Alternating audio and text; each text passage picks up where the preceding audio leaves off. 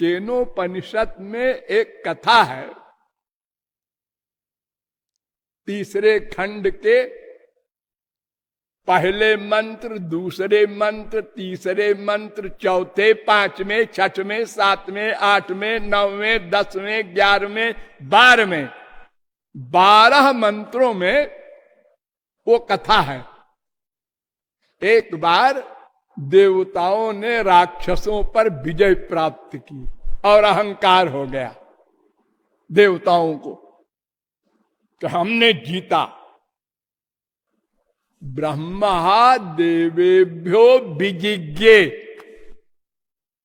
तीसरे खंड का पहला मंत्र। जितवाया भगवान ने, लेकिन वो समझे कि हमने अपने बल से जीता। तो भगवान ने कहा इनको कैंसर हो गया, इलाज करना पड़ेगा।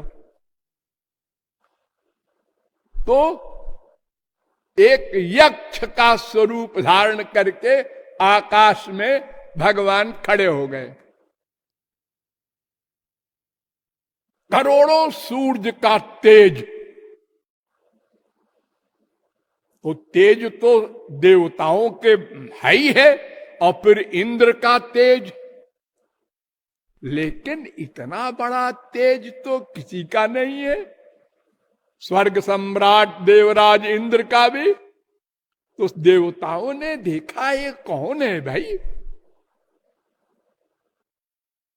आपस में मीटिंग किया तो खास खास एक अग्निदेव है, एक वायुदेव है।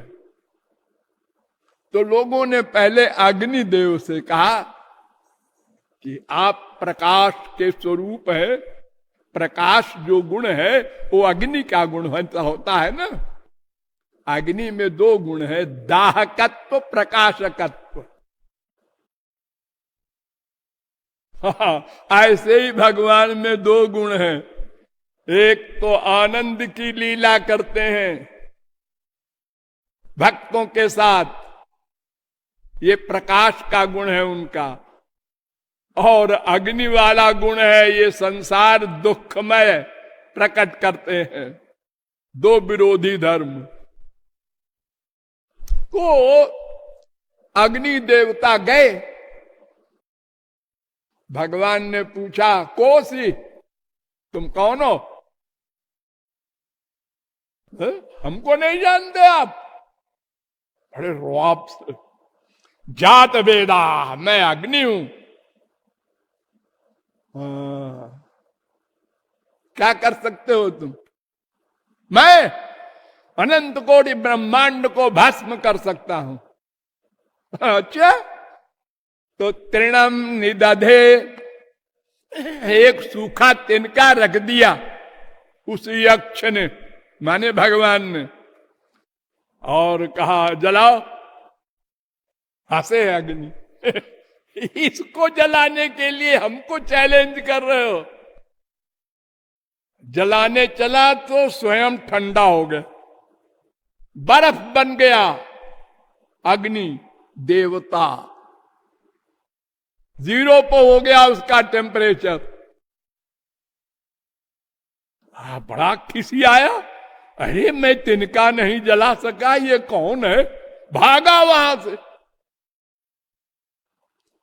स्वर्ग में आया। देवताओं ने पूछा अग्नि महाराज वो कौन थे? मुझे नहीं मालूम। अब बेचारा क्या बोलता। तो लोगों ने कहा वायु से, महाराज आप जाकर देखिए, पूछिए कौन है। अग्नि महाराज तो बता ही नहीं रहे। वो भी गए, वो भी अकड़ के बोले, उनको भी पता नहीं था कि अग्नि की इतनी इंसल्ट हो चुकी है। उनसे पूछा आप कौन है? उन्होंने कहा मैं वायु हूं। आप क्या कर सकते हैं? मैं सारे ब्रह्मांड को उड़ा सकता हूं। अच्छा, उनके सामने भी वही तृण रख दिया, सूखी घास, कहें इसको उड़ाइए तो वो जड़ हो गया, खुद नहीं हिल डुल सका बेचारा। थोड़ी देर बड़ा परेशान हुआ कि मुझको क्या हो गया है। तो भगवान ने छोड़ दिया उसको, भागा वहां से वो भी। लोगों ने पूछा वायु महाराज वो कौन थे? उन्होंने कहा मुझे नहीं मालूम। लोगों ने कहा आप क्या करें? महाराज से कहा जाए, इंद्रदेव से। महाराज अब आप ही जाओ, पता लगाओ ये कौन है। इंद्र जैसे गए वहां पहुंचे नहीं कि वो भगवान गायब हो गए, अंतर्धान हो गए। उससे बात भी करना पसंद नहीं किया भगवान ने। अग्नि से तो बात किया, वायु से बात किया, इंद्र से बात भी नहीं किया, दर्शन भी नहीं दिया ठीक से। मैं देखा जरूर, अरे देखा तो सभी देवताओं ने दूर से। तो वहां पर हैमवतीम उमाम भगवान की एक शक्ति प्रकट हुई, देवी भगवती। हाँ, अभी तो ये लड़का था, अब लड़की खड़ी हो गई यहां। उनसे पूछा माता जी आपके पहले यहां जो थे वो कौन थे? वो भगवान थे, श्री कृष्ण थे वो। तुम लोगों को बड़ा अहंकार हो गया था ना, इसीलिए वो आए थे। सा ब्रह्मेति हो वाच, चौथे खंड का पहला मंत्र केनोपनिषद। तो इस मंत्र का भाष्य किया शंकराचार्य ने, और इस कथा को माना शंकराचार्य ने कि हाँ भगवान थे वो सगुण साकार, वो ब्रह्म ही थे, हमारे ही ब्रह्म थे, माना। और यह भी कहा सा नित्यमेव सर्वज्ञेश्वरेण सह वर्तते। वो जो माता जी प्रकट हुई थी वो सदा सर्वज्ञ ब्रह्म के साथ रहती हैं, यानी ब्रह्म सर्वज्ञ थे वो जो आए थे। और ईश्वरेच्छया तृणमपि वज्री भवति, और उन भगवान की इच्छा से तृण भी वज्र बन जाता है, हिल नहीं सकता। अनंत कोटि वायु अग्नि लग जाए, अरे उन्हीं की शक्ति पाकर सब देवता लोग बड़े बड़े बलवान बने हैं। यद यद विभूति मत सत्वम श्री मधुर्जित में बबा तत्तदेवावगच्छत्वम मम तेजोंश संभवम। गीता। तमेव भांत मनुभाति सर्वम तस्य भाषा सर्वमिदम विभाति। वेद कह रहा है श्वेताश्वतरोपनिषद। उनकी शक्ति पाकर ये बड़े बड़े शक्तिमान बने हैं, उनमें विशेष शक्ति है भगवान की। हम लोगों में भी है, अंश है, उनमें अधिक है देवताओं में। लेकिन जैसे हमारे यहाँ ये बल्ब लगे हैं, ये पावर हाउस को चैलेंज नहीं कर सकते। अगर वो अपने यहाँ स्विच ऑफ कर दे तो सब 0/100। ऐसे ही वो पावर हाउस है भगवान। इसलिए शंकराचार्य दोनों बातें करते हैं। हमारा ब्रह्म केवल निर्गुण निर्विशेष निराकार ही है, और केनोपनिषद में कहते हैं हाँ हाँ वो जो आए थे वो भगवान ही थे, ब्रह्म थे। हाँ, अरे इतना बड़ा आश्चर्य आपको हम बतावें। ब्रह्म सूत्र के भाष्य करने लगे शंकराचार्य, तो न अणु अतश्रुते रित चे न इतराधिकारात 2-3-21। ध्यान दो सब लोग। इस ब्रह्म सूत्र के भाष्य में उन्होंने एक वेद मंत्र कोट किया, सवा एष महानज आत्मा योयम विज्ञानमया। ये 4:4:22 बृहदारण्यकोपनिषद का मंत्र है। तो इस मंत्र में 4 शब्द हैं, सर्वेश्वर, सर्वस्य वशी, सर्वशेषान, सर्वस्याधिपति। ये चारों शब्द भगवान के वाचक हैं, जीव के नहीं। तो इस वेद मंत्र को न अणु में उन्होंने कोट किया कि ये भावार्थ है कि आत्मा शब्द भगवान के लिए भी आया है वेद में और जीव के लिए भी आया है। जहां भगवान के लिए आया है वहां भी आत्मा लिखा है, और जहां जीव के लिए आया है वहां भी आत्मा लिखा है। तो वेद व्यास ने कहा न अणु अतश्रुते रीति चेत, अगर ये कहो कि आत्मा जीवात्मा अणु नहीं है, क्योंकि वेद में कहा गया है आत्मा विभु है, व्यापक है, सर्वव्यापक ब्रह्म है, तो चेन्न ऐसा नहीं है, इतराधिकारात वो भगवान के लिए आत्मा शब्द है जो सर्वव्यापक लिखा है। तो ये सिद्ध करने के लिए शंकराचार्य ने भी मान लिया और इस वेद मंत्र को कोट किया। ध्यान दीजिए, ये 21वां ब्रह्म सूत्र है। अब इस ब्रह्म सूत्र के आगे 8 सूत्र और बोलो। ये जीवात्मा अणु है, ये सिद्ध करने के लिए वेद व्यास ने सूत्र बनाए हैं। उत्क्रांति गत्या गति नाम स्वात्मना च उत्तरयोः, और तीसरा ये है न अणु अतश्रुते रीति चेन्न इतराधिकारात, 21वां। फिर स्वशब्दोन्मानाभ्यां च, फिर अविरोधस चंदनवत, फिर अवस्थित वैशेष्यादित चेन्न अभ्युपगमात हृदि, फिर गुणाद्वालोकवत, फिर व्यतिरेको गंधवत, फिर तथा च दर्शयत, फिर पृथ्वुपदेशात। ये 28वां सूत्र। यहां तक तो मानते गए कि जीवात्मा अणु है, अणु है, अणु है। अब 29वां सूत्र जब आया, तद्गुण सारत्वात् तो तद व्यपदेशः प्राग्ञवत, तो कहते नहीं नहीं नहीं नहीं, ये जीवात्मा परमात्मा ही है और सर्वव्यापक ही है। और वही सूत्र जीवात्मा का बोधक कह दिया जो ब्रह्मवाचक कहा था 4:4:22। तो क्या जीवात्मा सर्वेश्वर है, सर्वस्याधिपति है?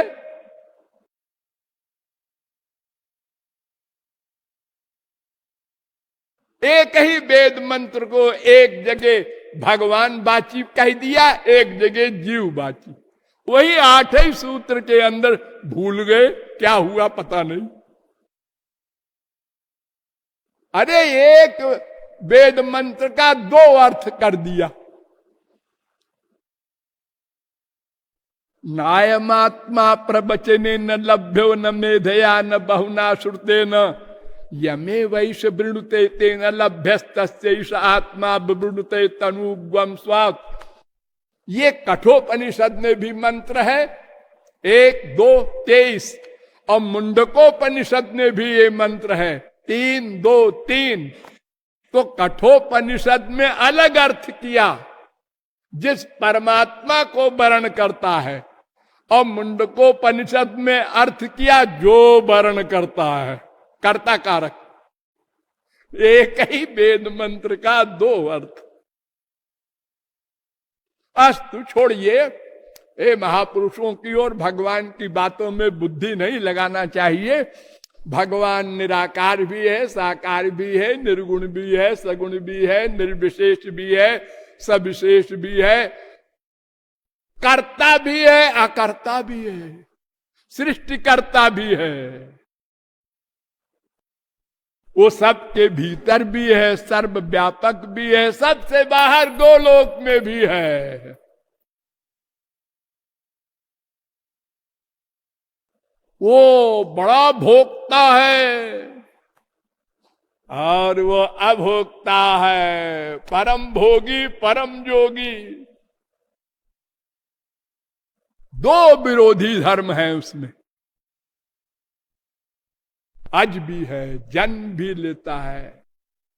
अरे वो एक शरीर स्वेच्छा से धारण करने वाला, उसके लिए वेद कहता है त्वम जीर्णो दंडे न बंचसी, त्वम स्त्री, त्वम पुमान, त्वम कुमार उतवा कुमारी, त्वम जीर्णो दंडे न बंचसी।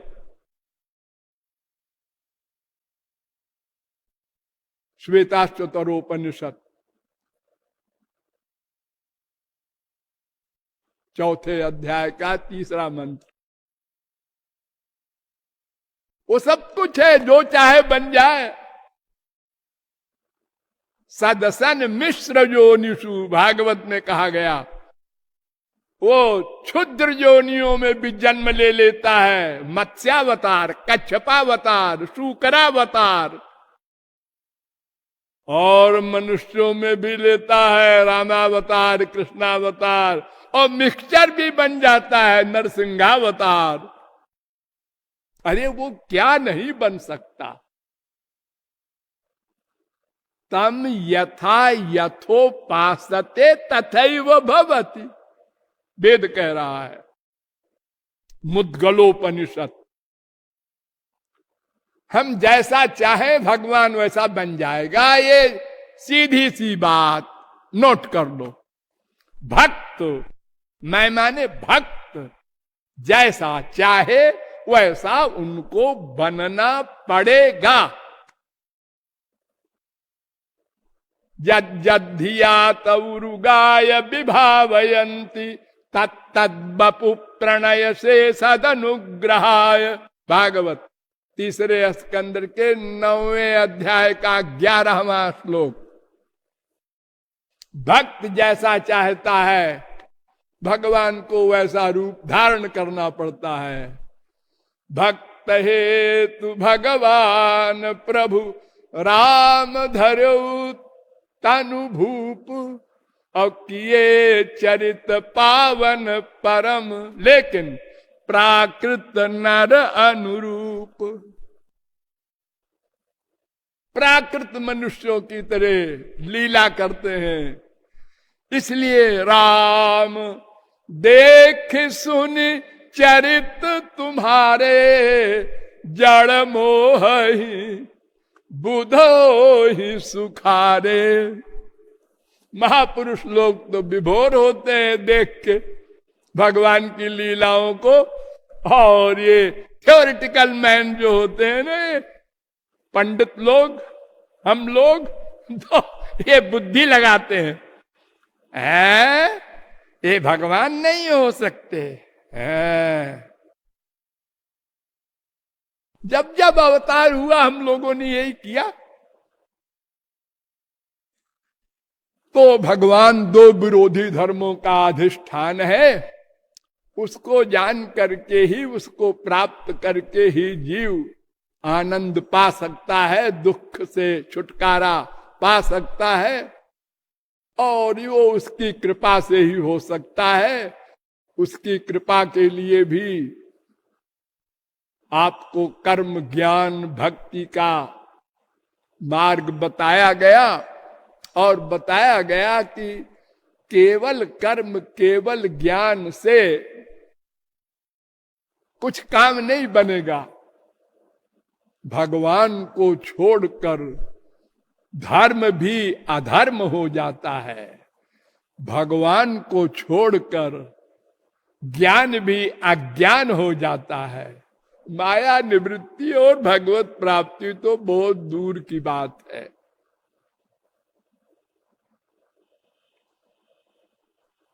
और भगवान बार बार कहते हैं, देखो कर्म ज्ञान भक्ति तीनों का मतलब है सर्वे वेदा यत पदमामनंति। सब वेद केवल मुझको प्राप्त करने के लिए इशारा कर रहे हैं। तुम उल्टा अर्थ ले जा रहे हो, मुझको छोड़ के कर्म धर्म से मोक्ष चाहते हो, ज्ञान से मोक्ष चाहते हो। नहीं, तस्मात् त्वमुद्धवोत्सृज्य चोदनाम प्रतिचोदनाम प्रवृत्तंच निवृत्तंच श्रोतव्यम श्रुतमेव च मामेकमेव शरण मात्मानं सर्वदेहिनाम याहि सर्वात्म भावेन ययास्या ह्यकुतो भया। भगवान श्री कृष्ण ने उद्धव से कहा था, उद्धव ये वेद का विधि निषेध कर्म कांड ये सब छोड़ो, ये बांधने वाला है और बांधेगा तुमको।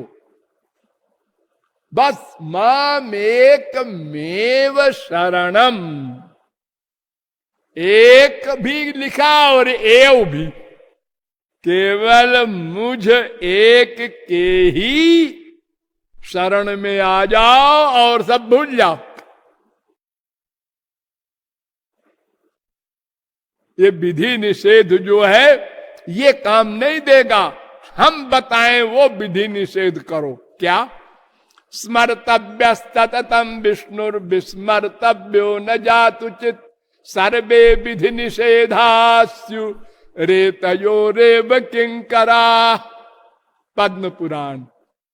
विधि ये कि केवल भगवान का स्मरण करो, निषेध ये कि उनको एक क्षण को न भूलो।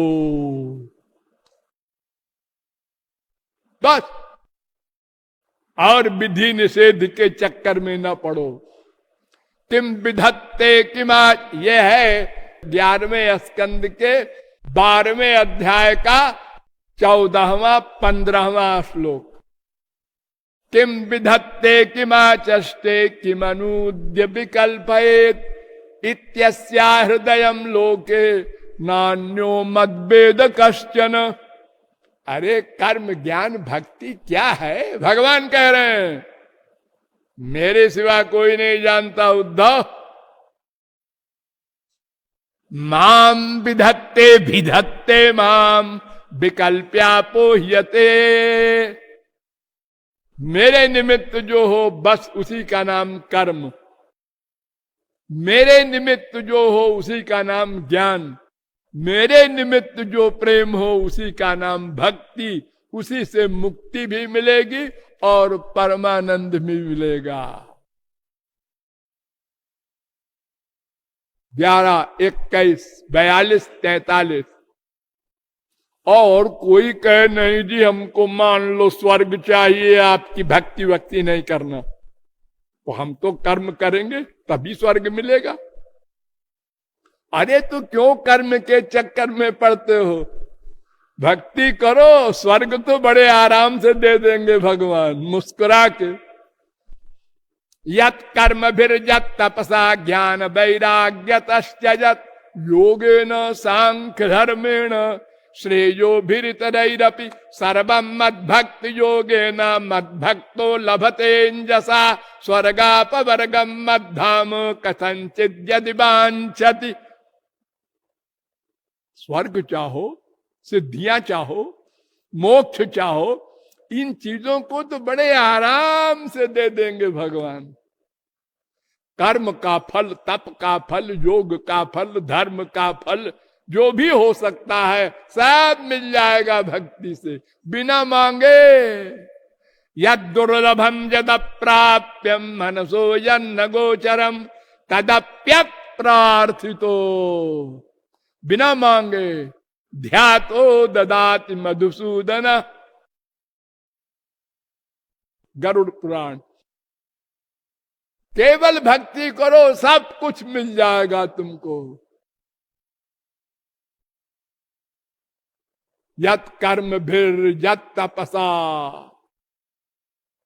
11वें स्कंद के 20वें अध्याय का 32वां 33वां श्लोक। एक जजमेंट समझ लो सब लोग हमेशा के लिए कि दैवी हेषा गुणमयी मम माया दुरत्यया मामेव ये प्रपद्यन्ते माया में ताम तरंति ते। मेरी माया है जिसके अंडर में सब लोग हैं, वो मेरे बराबर है, मैं उसको शक्ति देता हूं।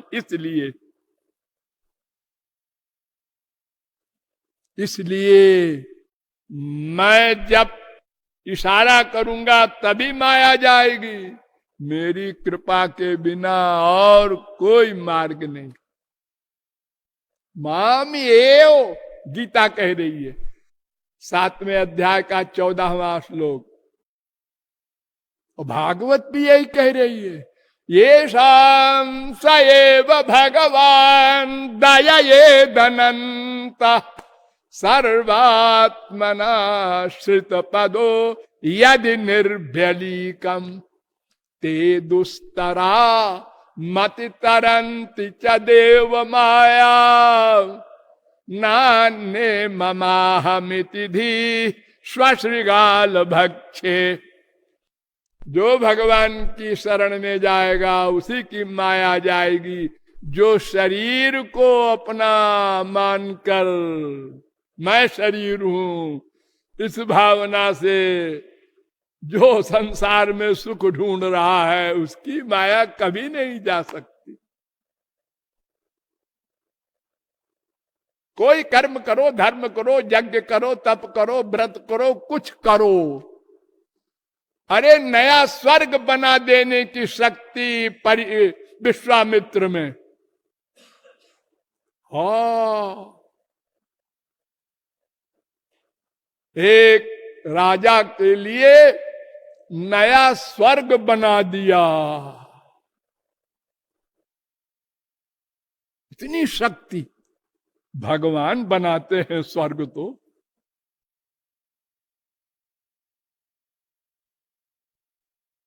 लेकिन माया नहीं गई। वशिष्ठ को मारने के लिए फरसा लेके वशिष्ठ के आश्रम के पीछे रात को 12 बजे छुप गए। ये देखो ये दुश्मनी। और जबकि 20 बार युद्ध किया हार चुके थे और कहते थे ब्रह्म तेजो बलम बलम। अरे वो ब्राह्मण है इसीलिए जीत जाता है, हम क्षत्रिय हैं इसलिए हार जाते हैं। त्रिशंकु का नाम सुना होगा आप लोगों ने। एक राजा थे, वो वशिष्ठ के पास गए कि हमको स्वर्ग भेज दीजिए, हम देखना चाहते हैं। वशिष्ठ ने कहा भाई ये कानून नहीं है भगवान का, मरने के बाद भेज देंगे। नहीं नहीं हमको तो अभी ही जाना है। दोनों ने कहा भाग गधा। विश्वामित्र के पास गए, उन्होंने कहा ऐसा कहा है तो मैं भेज देता हूं। उन्होंने अपनी शक्ति से भेजा स्वर्ग की ओर, वशिष्ठ ने अपनी शक्ति से रोक दिया तो वो स्वर्ग और मृत्युलोक के बीच में रुक गया, बेचारा अटक गया। तो वहीं पर स्वर्ग बना दिया त्रिशंकु के लिए विश्वामित्र ने। लेकिन माया नहीं गई।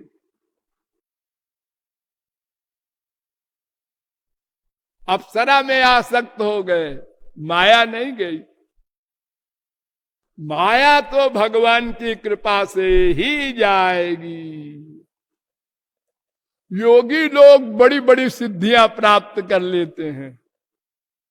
अब आजकल तो हमारे देश में देखो जोगियों की भरमार झुंड है। टीवी पर आप लोग देखते होंगे निरे जोगी राज, बड़ी बड़ी डिग्रियां हैं उनकी, और योग शब्द का अर्थ भी कोई नहीं जानता। भगवान श्री कृष्ण ने योग शब्द का अर्थ बताया। एतावान योग आदिष्टो मच्छिष्यै सनकादि भी। सनकादिक परमहंसों ने योग का अर्थ बताया। भगवान कह रहे हैं वो मेरे शिष्य थे सनकादिक परमहंस। सर्वतो मन आकृष्य मय्यद्धावेश्यते यथा। 11वें स्कंद के 13वें अध्याय का 14वां श्लोक। सबसे मन को हटाकर मुझ में लगा दे, ये योग है। योग माने जीवात्मा परमात्मा का मिलन। संयोगो योग इत्युक्तो जीवात्मा परमात्मनो। जीवात्मा परमात्मा का मिलन हो जाए, ये योग है। और बाकी योग तो वियोग है। जुंजाना नाम भक्ता नाम प्राणायाम आदिभिर्मन अक्षीण वासनम राजन दृश्यते पुनरुत्थितम। 10, 51, 61 भागवत। कितना ही बड़ा योगी हो लेकिन वासना को नहीं मिटा सकता, वो फिर गिरेगा। अक्षीण वासनम परीक्षित दृश्यते पुनरुत्थितम। फिर वासना हो उसको गिरा देगी संसार में 84 लाख में। अथात आनंद दुघम पदाम्बुजम हंसाश्रयेरन्नरबिंदलोचन सुखन विश्वेश्वर योग कर्म भिस तन्माया ते विहता न मानिना। पूर्व काल में बड़े बड़े धर्मात्मा और योगी अपने बल से माया को पार करना चाहे, हजारों जन्म प्रयत्न किया लेकिन गिर गए, नहीं प्राप्त कर सके। तपस्विनो 11:29 तपस्विनो दान परा यशस्विनो मनस्विनो मंत्र विदस्सु मंगला क्षेमं न बिंदन्ति बिना यदर्पणं तस्मै सुभद्र श्रवसे नमो नमः। भागवत 2:4-17। एतन्निर्विद्यमानानां मिच्छता मकुतो भयम् योगिनां नृप निर्णीतम हरेर नामानुकीर्तनम।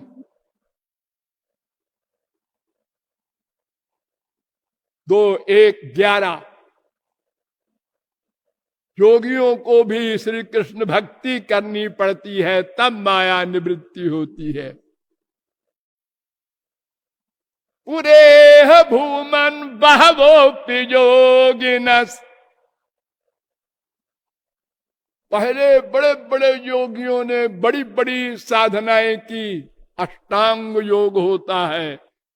यम नियम आसन प्रत्याहार प्राणायाम ध्यान धारणा समाधि, ये 8 होते हैं योग में।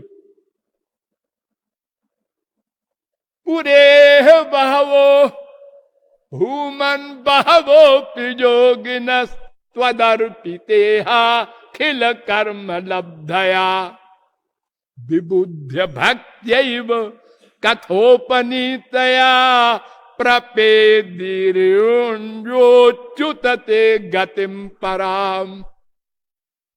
10वें स्कंद के 14वें अध्याय का 5वां श्लोक। प्राचीन काल में सत्युग वगैरह में योगियों ने बड़ा प्रयत्न किया कि हम बिना भगवान की हेल्प के माया से उत्तीर्ण हो जाएंगे, नहीं हो सके।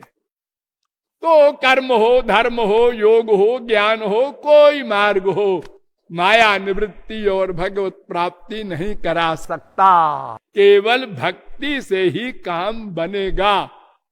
लेकिन क्यों जी, ये पंचकोश कैसे जलेगा और 5 ऋण हैं। मनु जी महाराज कहते हैं देव ऋण, ऋषि ऋण, पितृ ऋण, भूत ऋण, नृ ऋण। इनसे ऋण कैसे होगा जीव? आपकी भक्ति करने से ये सब कैसे बात बनेगी? फिर बताएंगे।